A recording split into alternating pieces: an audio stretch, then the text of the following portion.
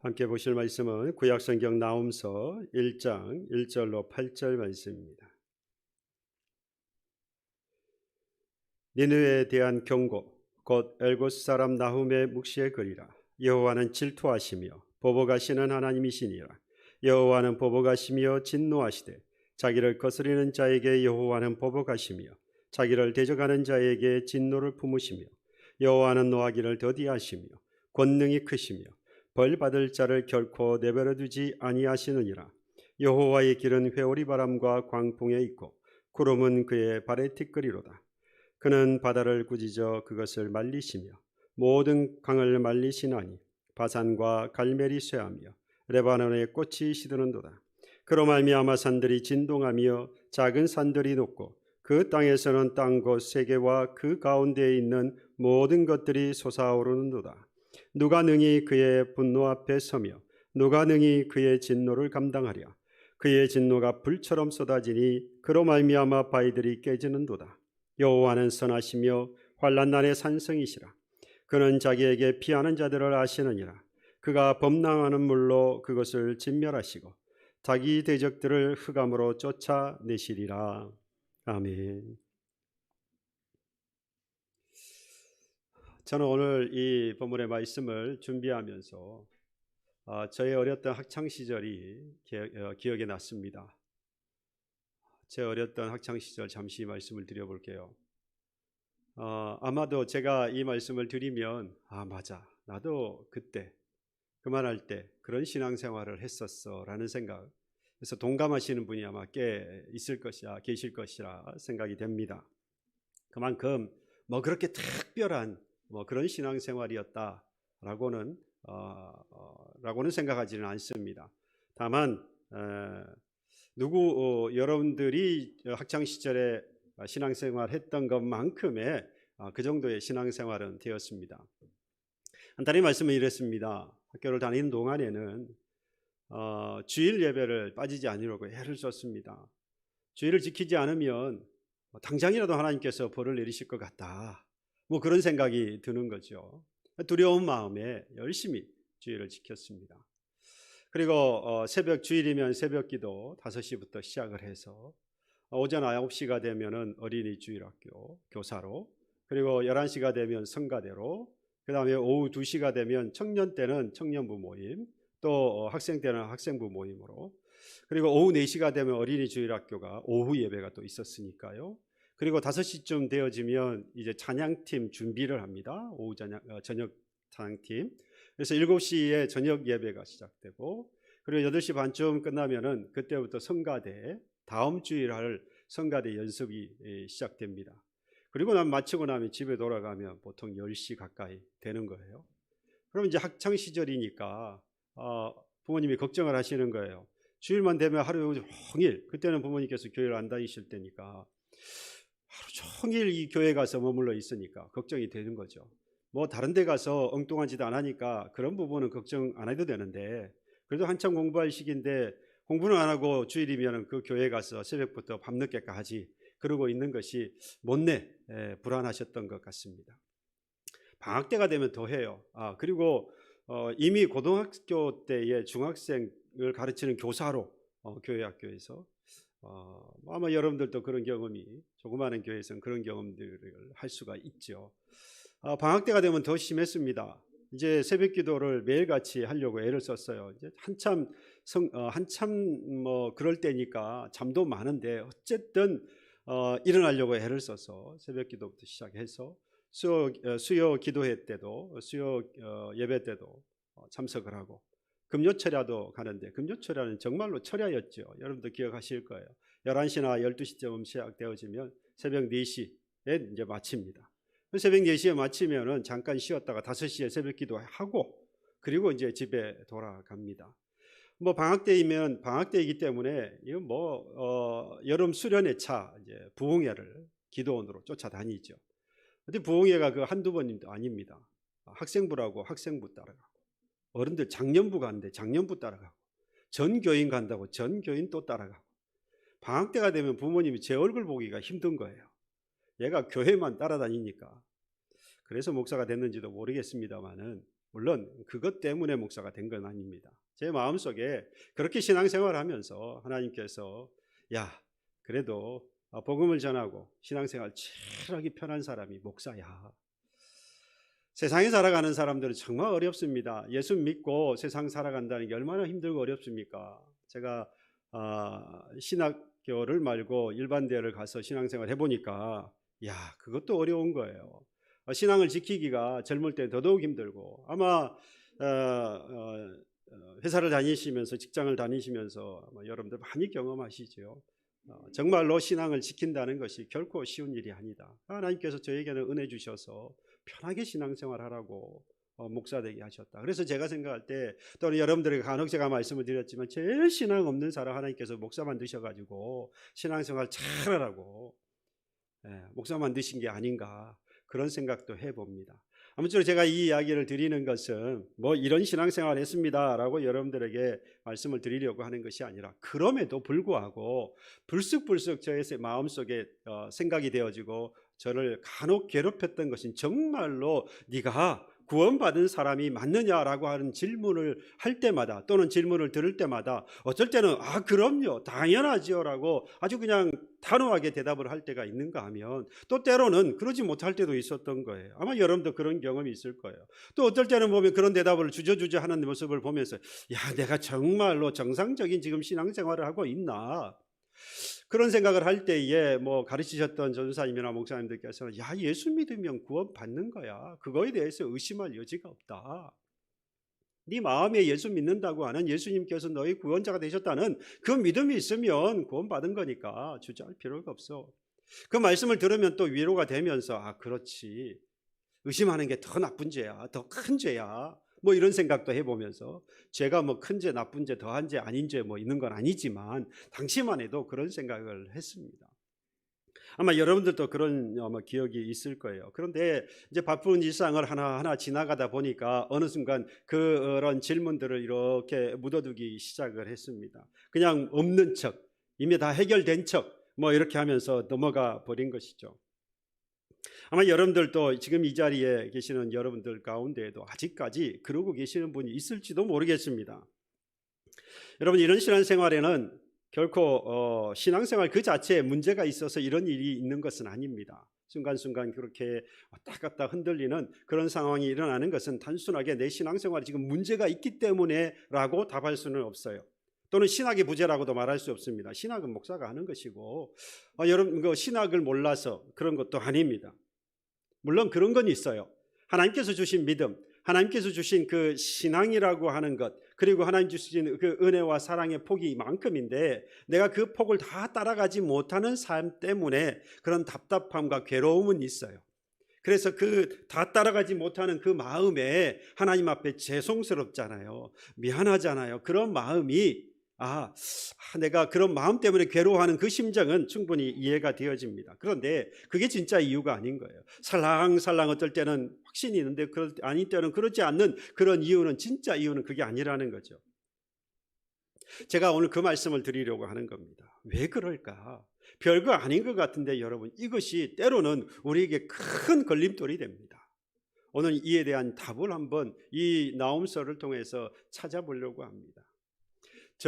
정답이라고 하면 좀 그렇고, 결론적으로 말씀을 드리면 그렇습니다. 하나님께서 말씀하시는 하나님과 내가 생각하고 내가 원하는 하나님이 같지 않기 때문입니다. 또는 하나님께서 말씀하시는 하나님과 내가 원하는 내가 원하는 하나님이, 이 하나님이 말씀하시는 하나님이 아닐 때이죠. 그러니까 내가 원하는 하나님은 내가 바라고 소망하는 하나님이기를 원하고 있는데, 하나님이 말씀하시는 하나님은 그런 하나님이 아닌 것처럼 느껴질 때 이게 문제가 된다는 거죠. 보십시오. 이쪽에 하나님 말씀하시는 하나님이 있어요. 이쪽에 내가 원하는 하나님이 있어요.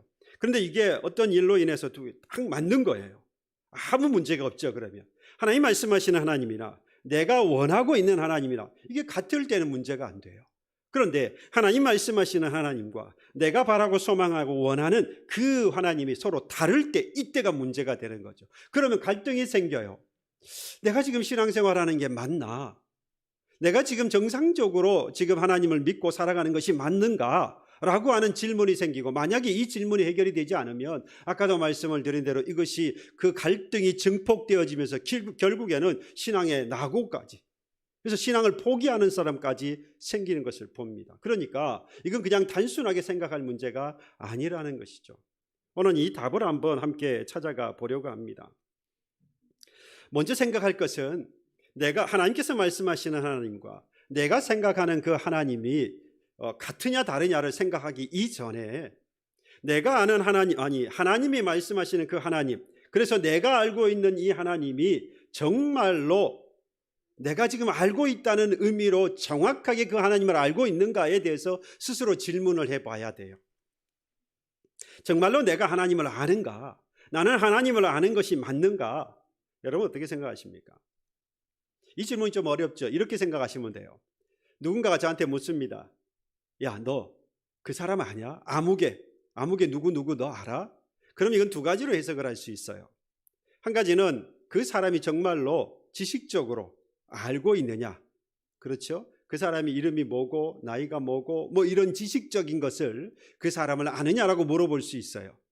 또 한 가지는 관계를 이야기하는 겁니다. 네 그 사람하고, 너는 그 사람하고 어떤 관계냐라고 물을 때에 너 그 사람 아느냐라고 묻는 겁니다.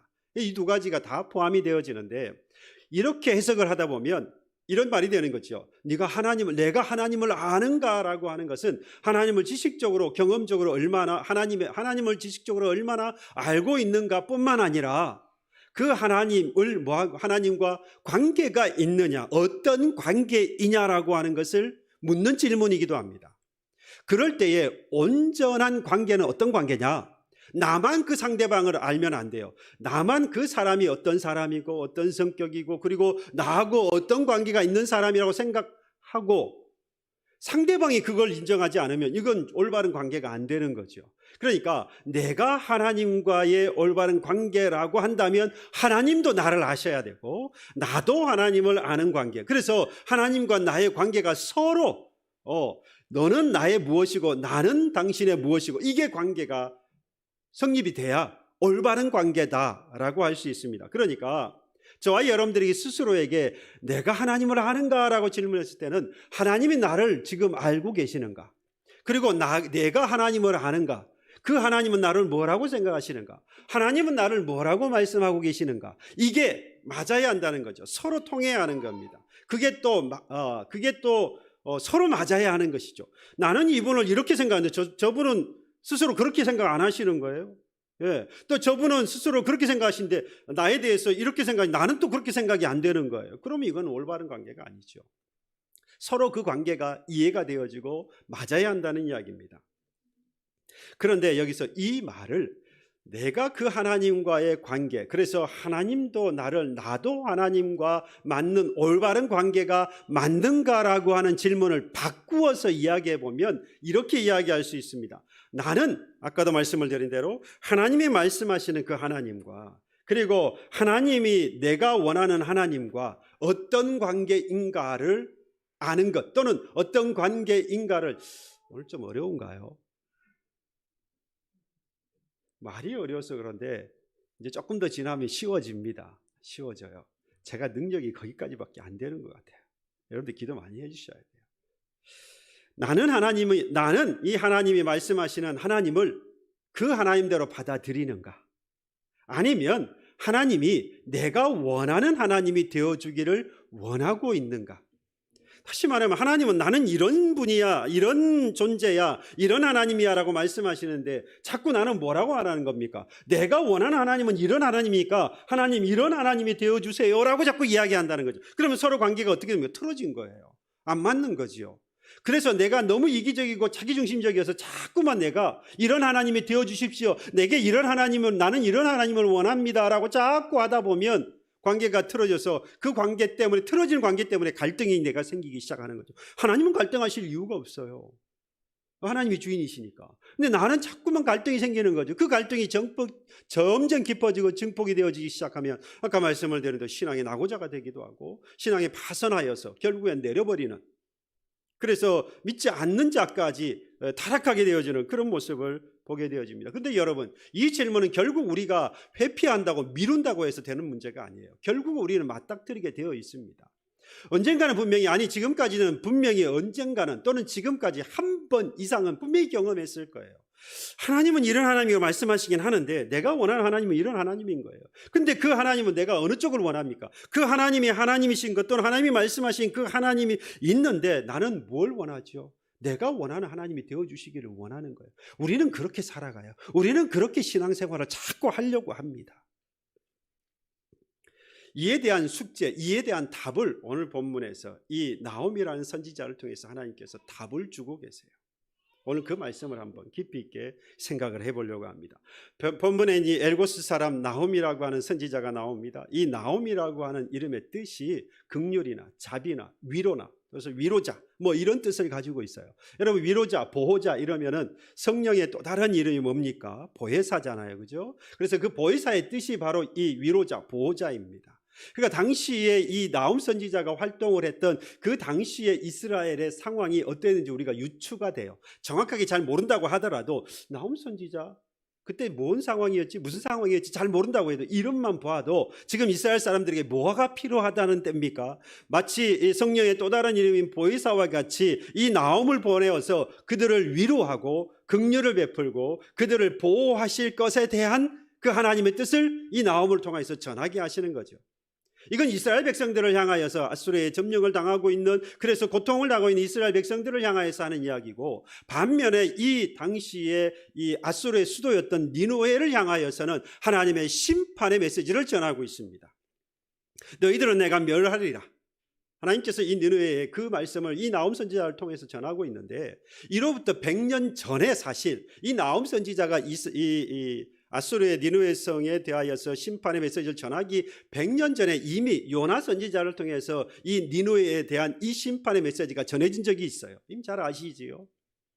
이 요나가 그 하나님의 말씀을 거역하다가 결국에는 어쨌든 니느웨에 가서 그 복음을 전했고 회개의 메시지가 전해졌을 때 이 아수르의 수도였던 이 니느웨 성에 이 사람들이 전부 다 회개해서 그 하나님의 심판을 면하게 되었어요. 그로부터 100년이 지난 거예요. 그런데 지금 뭐가 됐답니까? 지금 이 아수르가 번창해서 힘이 강대해졌어요. 그러니 니느웨가 수도였습니다. 그러니 얼마나 강하겠어요? 얼마나 그 안에 번창했겠어요? 근데 그 번창함이 뭐와 함께 더불어서 번창합니까? 죄와 함께 더불어서 번창하는 거예요. 그래서 죄가 가득했다라고 이야기하고 있습니다.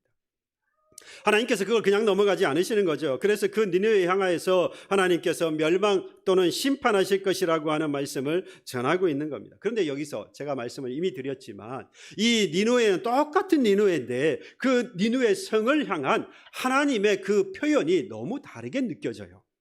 그러니까 요나서에 나오는 그 하나님의 모습은 자비와 은혜와 긍휼과 사랑의 하나님으로 보이는데, 지금 이 나움서에 나오는 이 하나님의 모습은 그렇지 않은 것 같아요. 똑같은 하나님이고 똑같은 상대를 니느웨로 하고 있는데 똑같이 죄로 관영했었는데, 죄가 가득 찼었는데, 이 나움서에 와서는 하나님께서 이 오늘 2절의 말씀을 보세요. 질투하시는 보복하시는 진노하사 보복하시며 진노를 품으시고. 지금 뭐합니까? 이 짧은 한 절에 진노와 보복이라는 단어가 5번, 또 질투한다는 말씀까지. 그래서 계속해서 진노하시고, 그리고 불의에 대해서 심판하시고, 그리고 이 보복하시는 하나님으로, 진노하시는 하나님으로 자꾸 나와요.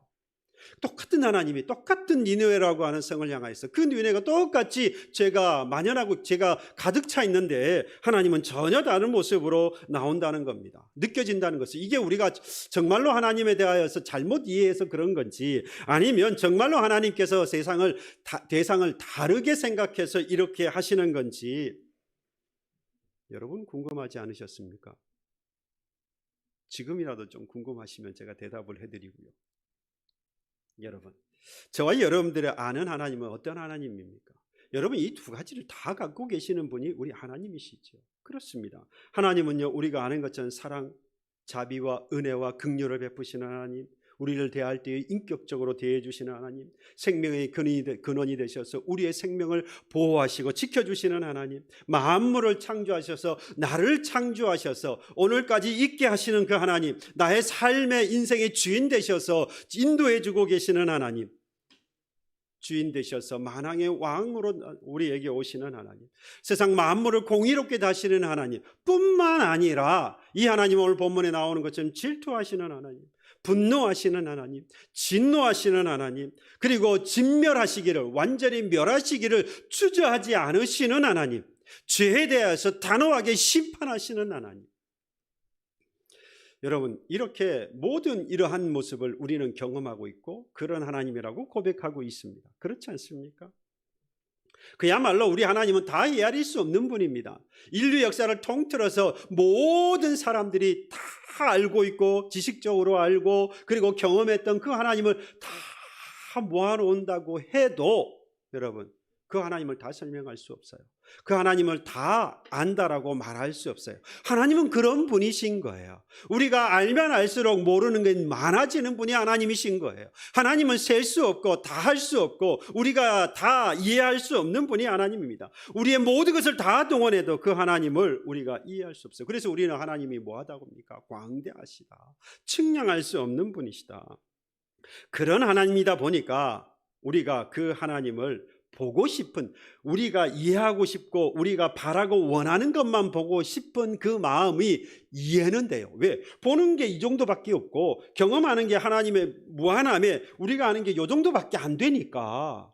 그렇죠. 그래서 내가 원하고 바라는 정도의 하나님을 원하는 것이 이해는 됩니다만은, 그렇다고 해서 우리의 이 제한적인 우리의 이 하나님에 대한 이해를 그냥 받아들이는 것은 옳지가 않습니다. 인간의 한계에서 오는 오류이기 때문에 이해할 수는 있습니다만은 문제는 이게 아닙니다. 그건 이해하고 넘어갈 수 있어요. 문제는 우리가 보고 싶은 하나님만 보는 다른 이유가 있어요. 우리가 왜 보고 싶은 하나님만 보고 내가 그 하나님, 나에게만 내가 바라는 하나님이기만을 원하고 살아가느냐? 우리가 아주 이기적이고 자기중심적인 그러한 나의 입장에서만 하나님을 이해하고 싶어하기 때문이라는 겁니다. 하나님이 말씀하시는 하나님이 분명히 있는 걸 알아요. 그건 때로는 조금씩은 경험도 했어요. 그런데 나는 계속해서 그 하나님보다는 또 내가 원하는 하나님이 있는 거예요. 그랬을 때에 우리는 당연히 누구를, 어떤 하나님을요? 하나님이 말씀하시는 그 하나님을 우리가 따라가고 믿고 순종해야 되는데 우리는 그러기를 거부하고 어디를 따라간다는 겁니까? 내가 원하고 바라는 그 하나님이기를 원하고 그것을 바라고 소망하며 살아가는 우리의 이기적이고 자기중심적인 바로 이 신앙 때문에 우리는 끊임없이 갈대와 같이 이 신앙이 흔들리는 것입니다. 이걸 우리는 분명히 정리를 해야 합니다. 나의 입장에서 이해하고 내게 유리한 부분만 받아들일 때에 하나님은 그저 나를 위해 존재하시는 분으로, 그 정도밖에 안 되는 분이 되고 맙니다. 누구 때문에요? 나의 이 편협한 이해와 그리고 내가 원하는 하나님이기를 바라는 나의 이 이기적인 신앙 때문에 마치 하나님은 그저 그 정도의 하나님이 되고 마는 거예요. 그저 나를 위하는 하나님 정도밖에 안 되는 그런 하나님이 되고 마는 겁니다. 이런 거죠. 사랑과 자비와 은혜가 풍성하신 하나님이시니 내가 잘못해도 항상 뭐 해주시기를, 회개할 때에 언제나 오케이 됐어 해주시는 하나님, 언제나 날 품어주셔서 나를 언제나 품어주셔야 하고 생사화복을 주장하시는 하나님이시니까 나를 보호해 주셔야만 하고 내 생명을 지켜주셔야만 하고 나의 삶을 책임져 주시고 나의 인생을 그야말로 멋진 인생으로, 드라마와 같은 인생으로 진행되어지고 마치게 해주셔야 하는 하나님. 그럼 대놓고는 이런 말 하지는 않지요. 그런데 신앙생활하는 거 보면 그렇게 신앙생활합니다. 여러분, 얼마나 이기적인 신앙입니까? 이걸 신앙이라고 말할 수 있습니까? 언제부터 하나님이 우리의 이 어이없는 이런 요구들을 그저 받아만 주셔야 하는 그런 하나님이십니까? 여러분, 만약에 그런 하나님이라고 한다면 이방 사람들이 이방신을 또는 우상을 만들어 놓고 섬기는 것과 다를 바가 하나도 없어요. 이방 사람들이 우상을 만들어 놓고 섬기는 가장 기본적인 원리는 그 신이 섬기면 내게 복을 준다는 거예요. 바꾸어 말하면 이 신이 내게 복을 주지 않는다라고 생각되어지면 가차없이 그 신은 버리면 끝나요. 그리고 다른 신을 만들면 됩니다. 그리고 그 신이 내게 복을 주기를 구하면 되죠. 여러분, 지금 우리가 하나님 말씀하시는 하나님이 아니라 내가 원하는 하나님으로 그 하나님이 되어주기를 바라고 있다면 이 하나님 지금 내게 뭘 조금 전에 말씀드렸는데 그저 나를 지키시고 보호하시고 내가 바라고 소원한 걸 다 주시는 그런 하나님으로만 내가 원하고 있으니 이방 사람들이 우상을 만들어 놓고 복을 달라고 섬기는 것과 다를 바가 하나도 없다라는 거예요. 우리는 도대체 우리 하나님을 어떻게 이해하고 어떻게 받아들이고 있는 겁니까? 그저 우리는 하나님께서 내가 원하는 하나님이 되어주시기만을 지금도 간절히 바라고 있는 아주 이기적이고 자기중심적인 그런 신앙생활을 우리가 하고 있는 것입니다. 이방신을 섬기는 이방 사람들과 다를 바가 없고 우상 숭배자와 다를 바가 없다는 겁니다. 하나님을 이렇게 만들어버리는 것은 여러분 결국 오늘 우리가 살아가면서 그 하나님을 내게 유리하게만 이용하기 때문이에요. 하나님을 이용하고 있다 이 말입니다. 분명히 본문 2절에 나홈 선지자가 말하고 있는 하나님의 모습을 우리는 분명히 알고 있어요. 2절에 이미 말씀한 여호와는 질투하시며 보복하신 하나님이시라. 여호와는 보복하시며 진노하시되 자기를 거스리는 자에게, 거스린 자는 뭐 죄를 범하는 자에게, 여호와는 보복하시며 자기를 대적하는 자에게 진노를 품으신다. 한 절에 이 말씀을 드린 대로 보복하신다, 진노하신다는 말이 계속해서 나옵니다. 하나님은 이런 분이시기도 해요. 우리는 하나님에게 이런 모습이 있다는 사실을 너무 잘 알고 있습니다. 그런데 여기서 우리는 이런 생각을 해요. 이게 중요해요. 이제 하나님이 정말로 질투하시고 진노하시고 보복하시고 또 진노하시고 또 보복하시는 그런 하나님은 맞습니다. 그런데 누구에게요? 아수르의 이방 사람들, 니느웨 사람들에게. 다시 말하면 이스라엘은 나에게는 아니라는 거죠. 예, 나는 하나님의 백성이니까 이건 나하고 관계없다는 거예요. 질투하시고 분노하시고 진노하시고 분노하시고 진노하시는 것은 바로 이 니느웨 사람 이방 사람들에게 하는 것이지 나에게 하는 것은 아니다. 하나님이 진노하시고 진멸하시려고 하시는 대상은 니느웨 같은 하나님을 믿지 않는 사람들이지 나하고는 아무런 관계가 없다. 이 말씀을 많은 설교자들이 하고 있습니다. 하고 있어요, 실제로.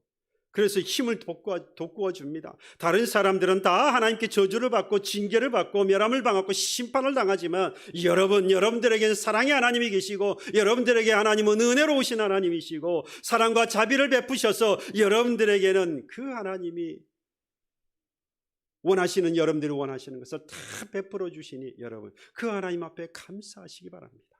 할렐루야. 그러면 안 된다니까요.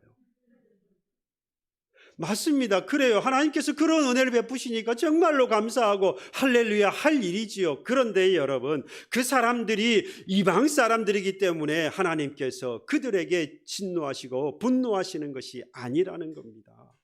만약에 하나님께서 그들이 니느웨 성 곧 이방 사람들이기 때문에 진노하여서 멸하시는 것이라고 한다면 이미 여러분들에게 말씀드렸던 요나 선지자를 통하여서 100여 년 전에 그들이 회개하여서 돌아왔을 때의 심판을 뭐 하셨습니까? 거두셨다 이 말이에요. 거두시면 됩니까? 안 됩니까? 안 되는 거예요. 그들이 아무리 회개했다고 할지라도 이방인이기 때문에 멸한다고 한다면 하나님은 그걸 거두시면 안 돼요. 그냥 멸하셔야 되는 겁니다.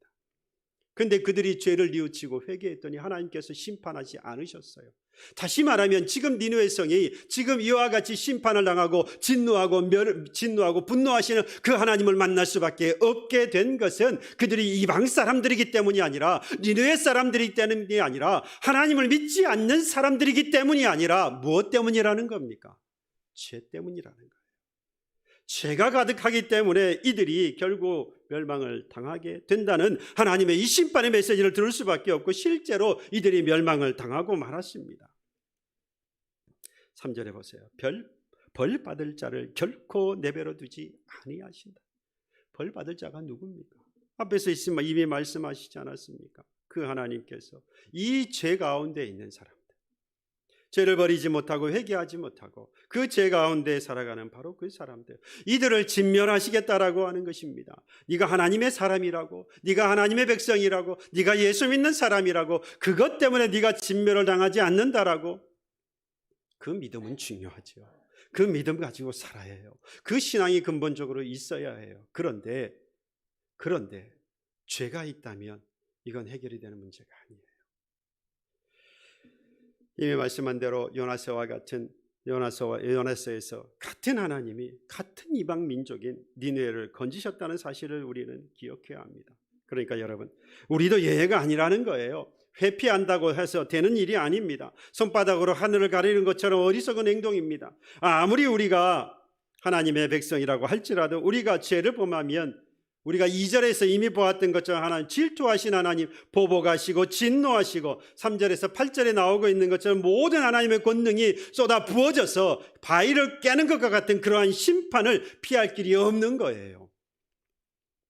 여러분, 하나님은 얼마든지 나를 향하여서 하나님을 믿는다고, 그리고 열심히, 제가 서두에 이미 말씀을 드렸는데 열심히 신앙생활을 하고 있는데도 불구하고 그 하나님은 나를 향하여서 질투하실 수 있고 분노하시고 그리고 보복하시고 진멸하시기까지 그런 하실 수 있는 분이 하나님이라는 것입니다. 오늘 하나님은 우리에게 뭘 원하시느냐? 바로 이런 하나님이실 수 있는, 이런 하나님이신 것을 인정하라, 믿으라 말씀하고 있는 거예요. 여러분, 바로 이 신앙이 있으면 우리는 흔들리지 않아요. 이 신앙이 없기 때문에 흔들리는 거예요. 하나님이 말씀하시는 하나님과 내가 원하는 하나님이 여러분 다르다는 이야기는 아까도 말씀을 드렸는데 내가 원하고 바라는 하나님이 되어주기를 원하는 것인데, 문제는 이게 맞지 않으니까 계속해서 흔들린다고 하지 않았습니까? 그런데 여러분, 이걸 포기하고요, 하나님 말씀하시는 하나님이 맞습니다. 이 하나님이 어떤 하나님입니까? 나를 보복할 수도 있고 나를 진멸할 수도 있고 또 사랑과 은혜와 자비를 베푸실 수도 있는 분이심을, 그걸 온전히 믿으면 여러분, 하나님은 어떤 일을 하셔도 상관없는 거예요. 아니, 그럴 능력이 있고 그럴 위치에 계시는 분이죠. 그런 권세와 권능을 가지고 계시는 분입니다. 왜요? 인생의 주인이시니까, 만물의 주인이시니까 하나님은 어떤 하나님으로 나타나도 우리는 그 하나님에 대해서 인정하고 받아들일 수밖에 없는 거예요. 그렇다고 한다면 여러분, 우리는 신앙은 흔들릴 이유가 하나도 없어요. 결국 내가 원하는 하나님이기를 바라기 때문에 우리 신앙은 계속해서 흔들린다 이 말입니다. 하나님 말씀하시는 하나님인 것을 우리가 인정하고 믿고 살아가면 저와 여러분들의 신앙은 끝까지 나아갈 거예요. 어떻게 해요? 하나님이 가라고 하는 데까지 가고요, 서라고 하는 데까지 서는 거예요. 느보산에 올라간 모세를 보세요. 하나님께서 느보산 꼭대기에 보내시고 멀리 가나안 땅을 보여주십니다. 40여 년 동안이라고 하는 광야 생활을 하면서 가려고 했던 것은 하나님께서 말씀하신 가나안 땅이에요. 그런데 가나안 땅을 보여주시면서 하나님께서 뭐라 그러시냐? 야, 가나안 땅 멋있지 않니? 내가 이 젖과 꿀이 흐르는 이 땅으로 너를 인도하였다. 너희 백성을 데리고 왔다. 아름답지 않니? 한데 너는 못 들어가. 도대체 하나님은 이 모세에게 차라리 보여주지 않으시든지 약을 올리시는 것도 아니고, 뭐 하나님 약을 올리시냐 뭐 이런 말하기가 좀 죄송스럽긴 하지만 정말로 그런 느낌이 들어요. 아니, 굳이 그렇게까지 하실 이유가 뭐 있어요? 여러분, 하나님은 모세를 네가 40년 동안 수고해서 가나안 땅에 들어가지 못한다고 할지라도 네가 왜? 라고 하셔도 아무 할 말이 없는 거예요. 그때까지 모세는 눈이 쇠하지 않았어요. 기력이 쇠하지 않았어요. 눈이 흐리지 않고 기력이 쇠하지 않았어요. 이 말은요, 얼마든지 가나안 땅에 이스라엘 백성들을 데리고 그 일곱 부족과 싸워 나아갈 수 있다 이 말입니다. 아직까지도 얼마든지 일할 수 있는 거예요. 그럼에도 불구하고 하나님은 모세에게 뭐라 그러냐? 여기까지, 너 여기까지. 이에 대해서 아무도 누구도 말할 수 없어요. 하나님은 그러실 수 있는 분이고 그래도 되는 분인 거예요. 엘리야가 구름을 타고 하늘로 올라갈 때, 죽음을 보지 않고 하늘로 올라갈 때에 엘리야는 계속해서 앞으로도 얼마든지 하나님의 일을 할 수 있는 그런 능력도 그런 힘도 있었던 사람입니다. 그런데 하나님이 부르신 거예요. 올라와라. 아니요, 하나님, 나 아직까지 이 땅에서 할 일 많아요. 얼마든지 할 수도 있어요. 말할 수 있습니까? 말할 수 없어요. 하나님이 그냥 오라 하면 가는 거예요. 가라 그러면 가는 거예요. 멈추라 그러면 멈추는 거예요. 왜요? 하나님이시니까요. 그걸 그런 하나님을 우리는 인정하고 그런 하나님을 우리는 믿고 살아가야 한다는 겁니다. 언제까지 내가 원하고 바라는 그런 하나님이 되어주기를 원하십니까? 여러분, 그런 하나님을 자꾸 요구하시면 결국 우리는 원망, 불평, 좌절, 실망 가운데에 결국에는 이것이 증폭되어지고 깊어져서 그 하나님을 모른다 떠날 수도 있어요. 그래서 우리는 계속해서 갈등하는 그런 불쌍한 신앙인이 될 수 있어요. 하나님을 믿으면서 그 하나님 안에서 확신하고 그 안에서 주시는 참 자유와 평안을 누리며 살아가야 하지 않겠습니까? 언제까지 흔들리면서 우리가 신앙생활해야 하겠어요? 하나님께서 그렇게 하실 수 있는 분, 나를 향하여서 보복할 수 있고 나가 원하고 뜻하고 기대하는 바를 무시할 수 있는 분, 얼마든지 안 들어주실 수 있는 분, 그런 하나님을 우리는 받아들일 만한 그런 우리가 되어야 한다는 것입니다. 그래서 우리는 포기해야 해요. 하나님은 나를 위해 존재하는 분이 아닙니다. 하나님은 철저하게 하나님을 위해서 계시는 분이에요. 그래서 우리는 우리를 포기해야 합니다. 그렇다고 아쉬워하지 마세요. 버린다는 그런 단어를 제가 하나님의 권위 또는 하나님의 전권을 설명하기 위해서 사용하는 단어일 뿐입니다. 여러분, 죄송하지만 하나님은 나만을 바라보고 계신 하나님이 아닙니다. 우리는 마치 세미한 그런 현미경 같은 것으로 하나님께서 나만 이렇게 보고 계십니다. 현미경 그렇잖아요, 그죠? 넓게 볼 수 없습니다. 넓은 것을 오히려 좁혀서 딱 그 부분만 보고 있거든요. 마치 하나님께서 현미경을 들고 나만 이렇게 딱 보고 계시는 하나님으로. 여러분, 그렇지 않습니다. 하나님은 때로는 나에게 대하여서 아무런 관심이 없는 하나님 같아요. 그냥 나를 그냥 광야 가운데 내버려 두시는 그런 하나님 같아요. 그런 하나님을 비춰지고 바라볼 그런 하나님으로 느껴질 때가 얼마나 많은지 모릅니다. 하나님은 그런 하나님이시기도 하다는 이유예요. 하나님은 만약 나를 위하여서 사랑과 자비와 은혜와 긍휼을 베푸시는 분으로만, 복 주시는 분으로만 그런 하나님으로 만나고 싶어 하니까 우리는 자꾸 실망하는 거예요. 신앙생활 열심히 하는데도 좌절하는 거예요. 열심히 하나님을 섬긴다고 하면서도 뭐합니까? 원망불평하는 거예요. 다시 한번 그 하나님이 나에게 은혜와 자비와 긍휼과 사랑을 베푸시고 위로하시고 보호하시는 하나님이시기도 하지만 언제든지 나를 버리실 수 있는 하나님, 언제든지 나를 포기할 수 있는 하나님, 나를 진멸하고 멸할 수 있는 하나님, 그리고 보복하실 수 있는 그런 하나님이라는 것. 그러니 여러분, 그 하나님을 믿고 의지하면, 그 하나님이라고 하는 것을 인정하면 하나님이 멈추라고 한다고 해서 거기에 이의가 없어요. 실망할 이유가 없어요. 하나님께서 가라고 한다고 해서 버틸 이유도 없는 거예요. 이것이 바로 하나님의 정권을 인정하고 하나님을 위하여서 살아가는 성도의 모습인 것입니다. 하나님은 오늘 우리에게 내가 원하는 하나님이기만을 바라는 그런 이기적인 신앙을 버리고 하나님이 말씀하신 하나님을 받아들이라 말씀하고 있습니다. 이때 우리는 흔들리지 않는 신앙의 소유자로서 진정한 하나님 안에서의 참 안식과 평강을 누리고 맛보게 될 것입니다. 바라기는 우리 사랑하는 교회 여러분들에게 바로 그런 하나님인 것을, 내가 원하고 바라는 하나님이 아니라 하나님이 말씀하시는 그 하나님을 우리가 받아들이고 믿고 인정하여서 그리스도 안에서 하나님 안에서 예비되어진, 흔들리고 이제는 원망하고 좌절하고 불평할 일이 없으니 무엇만 남아있겠습니까? 하나님 안에서 그리스도 안에서 있는 참 평안과 안식만 우리에게 남아있는 거예요. 평강만 남아있는 거예요. 그런 하나님의 평안과 안식과 평강을 누리는 사랑하는 교회 여러분들이 되시기를 간절히 소망합니다. 기도하겠습니다. 자비로우신 하나님 감사합니다. 사랑과 은혜와 자비와 긍휼과 오늘도 우리를 보호하시고 지키시는 하나님인 줄로 믿습니다. 하나 주여, 그 하나님이 나를 버리실 수 있고 그 하나님이 나를 대하여 분노하시고 진노하시고 멸하실 수 있는 하나님이신 것을 다시 한번 주여 고백하게 하여 주시옵소서.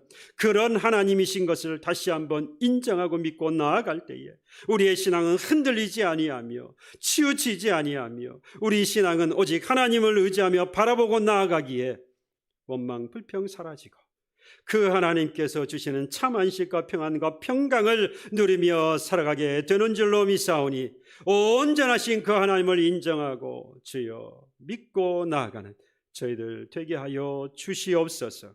감사드리옵고 예수 그리스도 이름으로 기도하옵나이다. 아멘.